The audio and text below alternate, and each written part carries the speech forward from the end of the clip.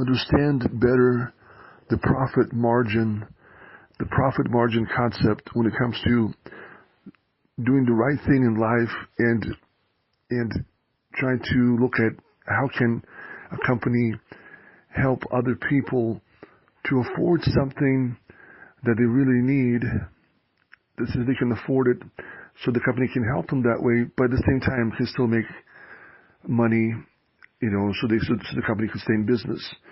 I mean, there's certain products or certain items that could benefit people in life, and there could be a company that could, make the product. And the idea is, from a Christian perspective, from the Word of God perspective, to make the product affordable to people. So then it just becomes fairness. It becomes, we're doing this, we want to help the people, but at the same time we want to make money so we can pay our bills and really generate revenue.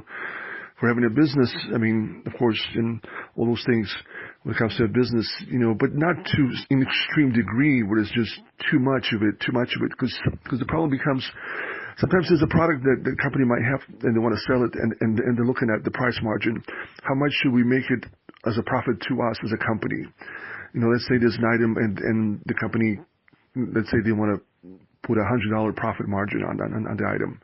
They want to sell it, but they can get away with $10, right? With $20 or with even $5 if they wanted to. Let's say because they have other revenue coming in, and this product everybody needs. And they think about, some companies think we should charge as much as possible because this item everybody needs. That'll be the wrong thing to do, technically speaking. If you think about it, that'll be kind of, if it's something that people really need.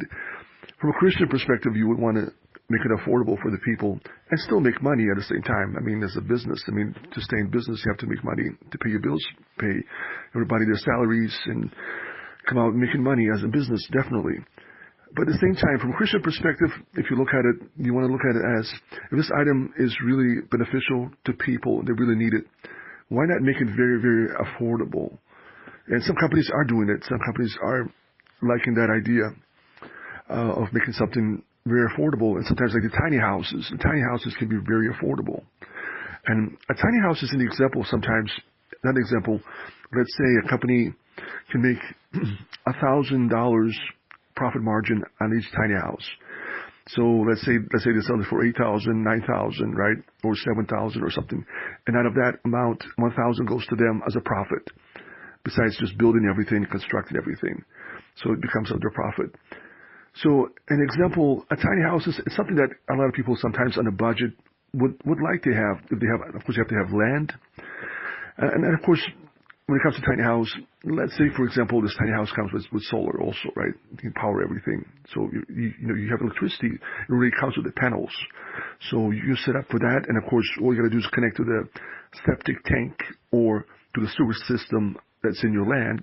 Of course, septic tank usually you have to install yourself. You want to have it, if you're allowed to have it in your land, or if you have connections to the sewer, you can connect it to the sewer, which is the utility line, and pay the utility company for the use of the sewer system. So those are two options. But so let's say a person has that, and let's say a person has either a septic tank or sewer system or something, connection they can connect, or they will eventually, or they just have land, and they just want to buy something affordable, but something that's good enough, have enough space, and so a house that has, I'm kind of emphasizing something that, definitely there's a lot of benefits in a tiny house that really comes with the solar setup. So you have your, electricity for your basic needs. And then it's just a matter of connecting the piping for the sewer system. And of course the water line you have to have either you have to be connected to the water utility, or the other option would be to drill for water and to see if there's connection, if you can drill for the well water. That takes money. I mean, that costs money, and I'm not even sure how much sometimes, but and then it depends where it's at. If there's a guarantee that there will be water eventually as they're drilling for it. It really varies on the location. When it comes to the deserts and all those things. But anyways, of course you have to kind of be set up for that also.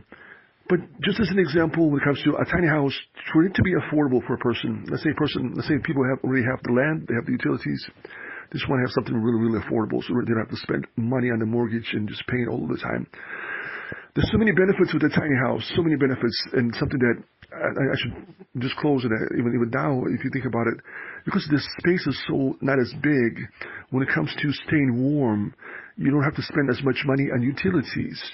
And there's benefits. The preference would be probably, when it comes to a tiny house, to have a 2-story tiny house or even a 3-story tiny house. It could be a small, tiny, but 2 or 3-story.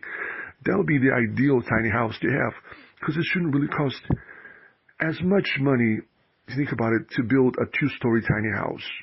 A lot of times to build a tiny house that's like a loft and it has a little space in there for the bed. You can't really stand up, but you have the bed. You can just sleep in that bed and then come on down to the stairs to the first floor. But the best tiny house is a 2-story tiny house where you can stand up, where you can just do everything that you need to do.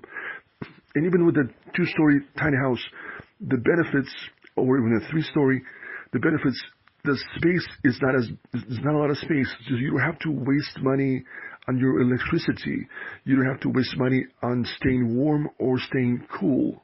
You don't have to warm up the whole house. If you have a big house and you have your central heating or central AC, you have to pay so much money for it to run and to cool the whole house down. You have all this extra space in the big house. In a tiny house, you have just enough space for you, your family, the basic things you need, and it's a brand new house. The benefit is it's a brand new house. Even though it's tiny, but the space is just right, so you don't have to spend too much money. And if you insulate the tiny house, even more better, then you spend even less money on keeping the house, warm or cool in the summer, and in the winter to stay warm. You don't have to spend too much money. And you can probably even get away with the stove, if you wanted to. Sometimes you can buy a stove that kind of heats up the house because it's not too much space. Technically, if you insulate the tiny house and you get yourself that stove, that heating stove that they sell on eBay, doing a commercial there for them in the sense of it.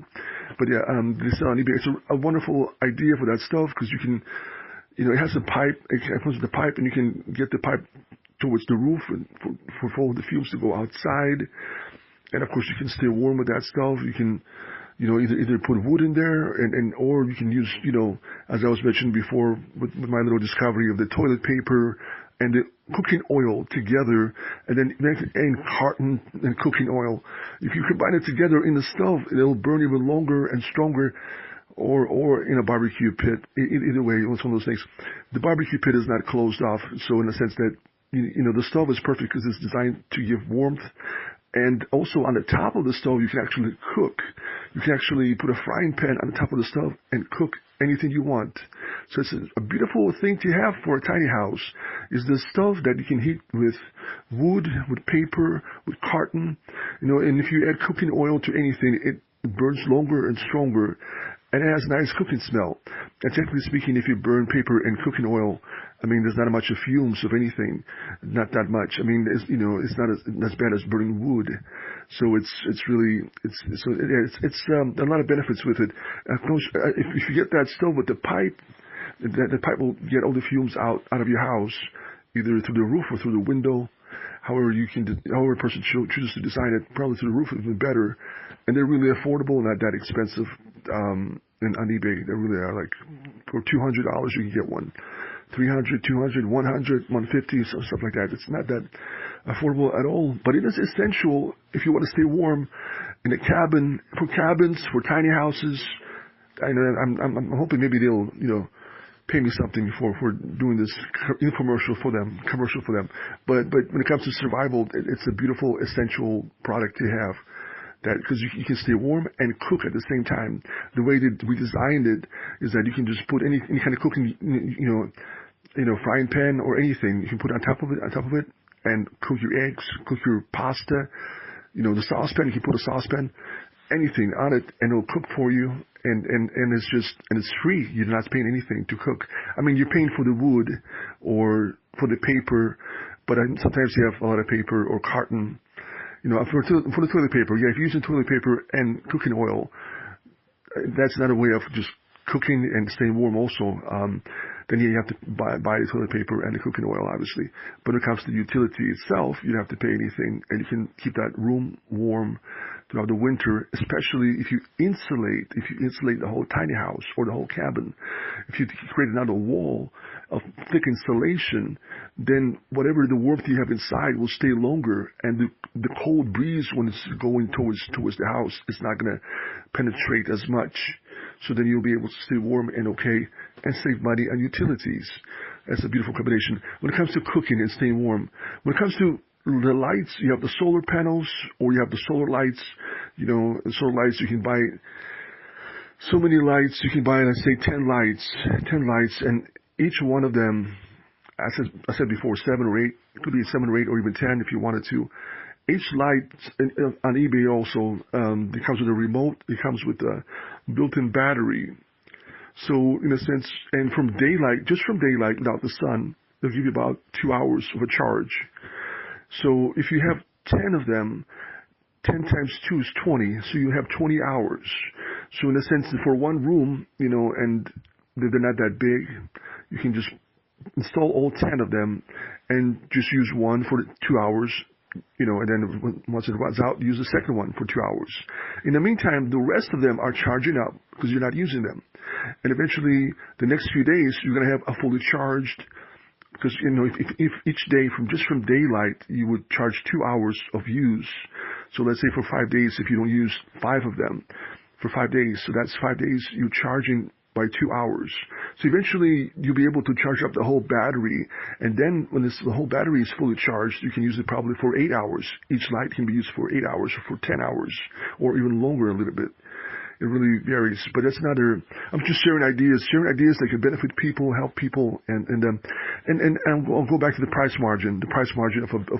But see how much value is in that building, is in that small tiny house that is yours if you have your land paid off, and you have the connections. And all you need is just.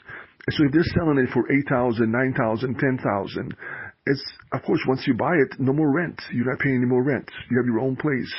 You just be paying tax for your land, and a lot of times this tax is not that high for the land itself. And so if you have that stove, the cooking stove, then you can, you know, save, you know, on electricity when it comes to the winter time, and save on electricity when it comes to cooking in the winter time. I guess in the summertime it'll be a little bit hot to cook, if you think about it, but that's a different topic there. But in the wintertime, you'd save money on staying warm, and save money on just cooking. Every time you cook, you're using, the only thing you will spend money is on the toilet paper and the cooking oil and the cartons, or sometimes you have extra cartons. It's just one of those things. You know, if you can get recycled cardboard from somewhere, right? There's too much of it sometimes. Just boxes, break them down, throw them in, and just add some cooking oil to them. It will really create a really good fire, and it will really last for a long time. And it's a perfect. I mean, I was sharing about that idea through a poem. I'm sharing about the barbecue pit, using the barbecue pit for that. But this is a cooking stove and a heating stove together. It's one of those two things that comes together. It's redesigned. It's really not that big, and it's really affordable. And so for that, because of the pipe is going to get all the fumes out of the house, out of that room, out of that cabin. And then you can cook on top of it, because it heats up to a point where you can boil water, cook eggs, cook anything you need. And the saucepan is another thing that, in the video I used the frying pan, but the saucepan is even better to use a saucepan. But when it comes to this barbecue pit, the saucepan is probably a really good option, because you can throw, you know, a lot of hot dogs in it and just close it off. And the steam will cook it. You know, the steam will cook it because of the heat and those things.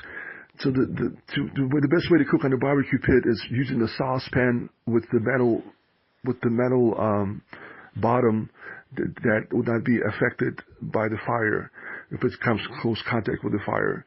I mean, it might turn a little, you know, dark, and it has a little, but that's okay. That's not a big problem as long as it's nothing else that would start melting and creating problems, you know, you don't want anything to melt. You want to have just metal that can withstand the fire contact over the barbecue pit. When it comes to the stove itself, it has, you know, it's closed off. It has that top, so you just set anything on it. You set a saucepan, frying pan, But whatever you want to. I mean, probably those two are the best ones to use on that kind of a sized stove, the heating stove and cooking stove. So yes, that's a good option there to use on that. But anyways, going back to the price margin. So a house like this, a tiny house, 8,000-9,000. The company only makes 1,000. Let's say, for example, they make only 1,000. It's such a good option to still stay with that option of 1,000 price margin for the company. Because what if this house takes off and everybody wants to buy it because they really like it, they really like everything about it. They like the solar energy that comes with it, and they like the design, they like everything, and that's so affordable, and it's easier to get a loan for it or just to buy it, save money and to buy it. What if it becomes a bestseller? What if like 1 million people all around the world, let's say, as an example, let's say 1 million people would buy this particular house, this tiny house, for 7,000 or 8,000. So this 1,000, that's a profit margin in each house for the company. You multiply that 1,000 by 1 million. Isn't that $1 billion? Because if you multiply $1 by 1 million, it's $1 million. But this is $1,000 multiplied by 1 million. So 1,000 millions, that's $1 billion. So it's so easy for a company to come, to have all this money coming in if the product takes off and is popular. And all they had to do was not to have an extremely high price margin. Because that's one of the attractive features of selling something that's really good and needed for a person that wanted to buy it, is that it's affordable, and it's really, and it's dependable, and it's good. It's not like you're sacrificing something, but you're getting something that's really good, dependable, and it's affordable. And so instead of going crazy and saying we want 10,000 price margin, 20,000 price margin, and then less people would buy it, less people can afford it, let's say, for example. So the idea from a Christian perspective is you're helping a person, you're helping people by saying, as a company, we're offering this product, and we're only making 1,000 per each house, right? Versus we're not making 20,000, 30,000, just 1,000. But if it's really popular and it takes off and it's affordable, if it's only 8,000 or 7,000, the whole price is, and people will start buying, and given time, it's 1 million is sold of the same product. So you multiply that 1,000 by 1 million, and you get $1 billion profit. So all of a sudden, this business becomes $1 billion business. So it's kind of like God is blessing back, in a sense, if you think about it, because you're doing something good for people. You're not going crazy on the price margin. In a sense, you think about it, and you're doing something. It's a good thing to do something like that for people out there that maybe need that kind of a opportunity to buy something like that and be okay. Because if you think about it, to have your own tiny house, that you don't have to pay no more rent, and and you can save money and try to be the best you can be out there, and with whatever that you're blessed with, your talent and skill, and hopefully come out and be successful in whatever you were going for, whatever your dreams were out there for. But in the meantime, you have something that's yours, and that it's one of those things. It's a good thing to have, right? It's a good thing to have a place of your own that you're not paying a mortgage for, that you're not tied out with paying. Obviously, people can take a loan on it, but even that is not a mortgage. It's not a 34-year mortgage of $1,000, $2,000. It's like the loan on $7,000-8,000 would be like, what, $300 or something like that, if your credit is okay. $300 a month, and for only so many months, so many years, and then you're paid off.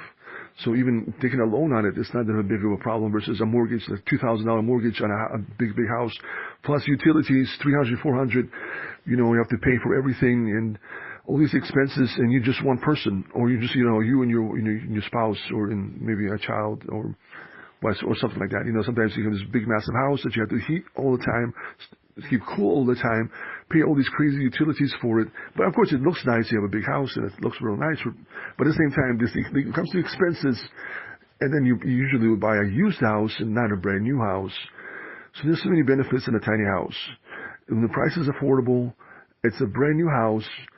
It's and you don't have to spend too much money in paying for for it to stay, to cool it down, and to stay warm in it. it's a small room. If you insulate that, on top of that, if you just insulate it, you'll spend much less money in staying warm. To stay warm or to stay cool. I mean, you just turn on the AC for just enough and then turn it off because the cool air will stay inside because of the insulation.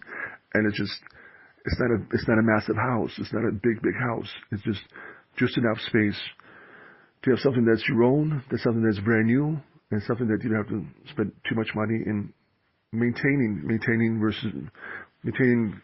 staying cool, staying warm.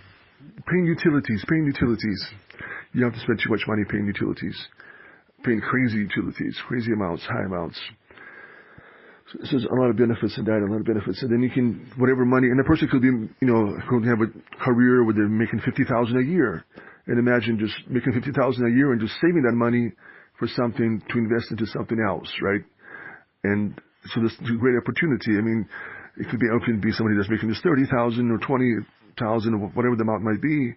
But it's such a huge benefit where you're not tied up into spending money on something, but it's going into your checking account, your banking account, and you're saving it, and you're going to use it for something that you wanted to invest in something else. Unless it was your big dream to have a big massive house and pay huge utilities for.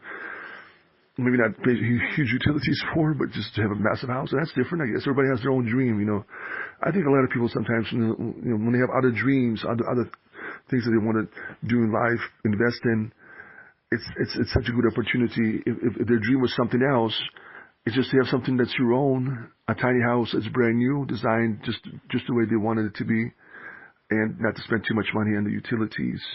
Save all of that and invest it in something they always wanted to make happen in life. So it's a beautiful way, and just have a peace of mind knowing that you have something that's paid off, that you're not stuck in a 30, 40-year-old, mortgage, where you keep paying, and if something happens, you lost the house. If something happens, unless you have insurance, but then one of those things. So there's benefits. I'm covering a few things in this. I'm covering the price margin, how sometimes on a certain product, a price margin, if it's just low enough, but enough for the company to be okay, if it becomes a product that everybody wants because it's so affordable, then that company becomes so successful. I mean, if you're making billions of dollars, $1 billion in profit, that counts as a successful business. And all they have to do is just charge $1,000 for each house, instead of saying, I want to charge $5,000, or $10,000 or $20,000. But they chose to charge $1,000, or less. What if you wanted to charge $500? What if it's one of those companies that, even better, hey, the more affordable, the more chances people will buy it. One of those things. But even $1,000. When it comes to the house, comes to any other product out there, it's one of those things. It really depends. I guess it depends. And the hope is that people don't go the other way around and start charging people for items that they really need. Don't charge them extra. It's like the whole idea is charge them less, because then more people will buy it. Any product that comes out there that's something that people think people are going to need this. This is an invention. It could be a $10 product. And it's almost, you have to look at it, it's almost better to just charge a profit margin of $1 on a $10 item product, knowing the fact that other people will like it and will buy it. So if you have millions of people buying a product and your profit is $1, you have millions of dollars coming in as a profit.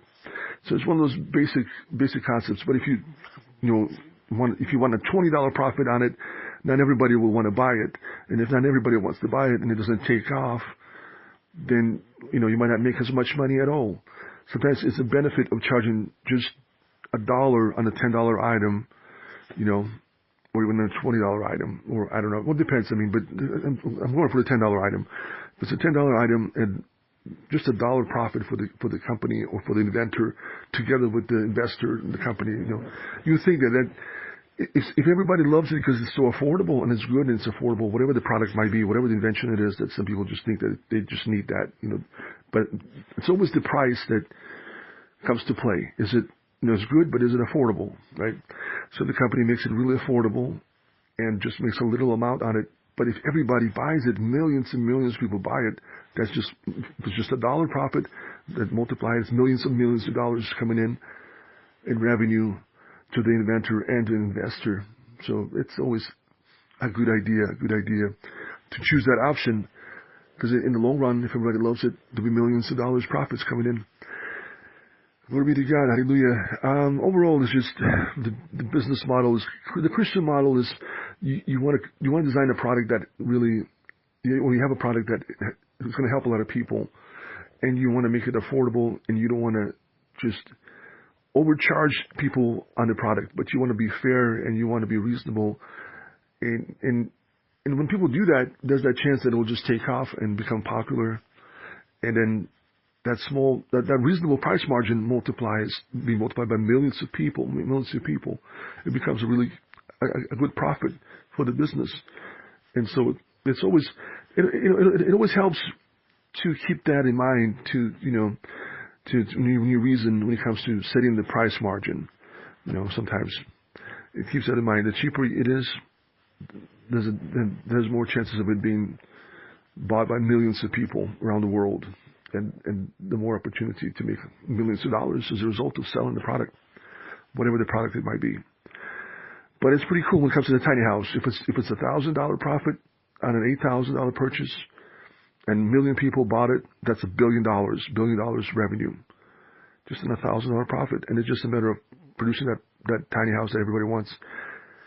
If you think about it, the 2-story tiny house shouldn't cost as much money because, well, it depends really. I mean, I guess, yeah, it shouldn't be. It still should be reasonable. It should be reasonable.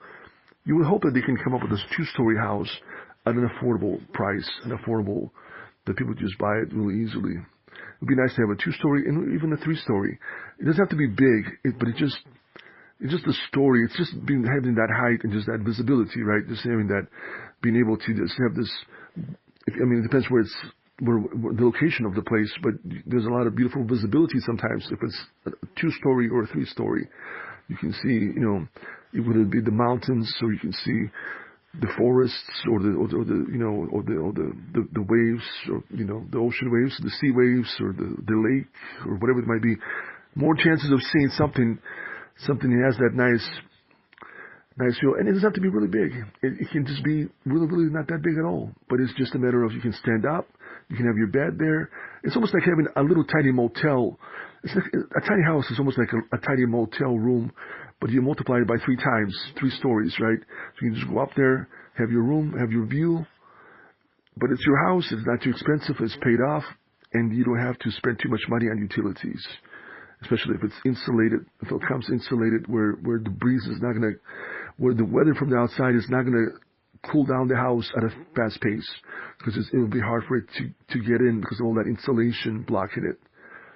And then it's just, it could even be just that cooking stove. You can get that installed, and when it comes to the cold, it depends on the location, depends on the place. Obviously, sometimes some places are extremely cold, so I don't know if it's, but in some places where it's reasonably cold, and there's a way of probably getting by that way through the winter with that good insulation and just that heating cooking stove that you can throw cartons, paper cartons, wood, pieces of wood, and cooking oil. See, as long as you have paper and cooking oil, you can barbecue anywhere, and you can use the cooking stove, and you can stay warm. And everybody has toilet paper and cooking oil. Usually, people that don't cook, they usually have cooking oil, just in case, right? They might cook just a little bit, but it's something that's so interesting that in emergencies, you can use cooking oil and toilet paper to stay warm. If you have a cooking stove, or the heating cooking stove, or the barbecue pit. Amen. Hallelujah. Glory be to God. Glory be to the Father, Son, and Holy Spirit. This is Markov saying, God bless everyone.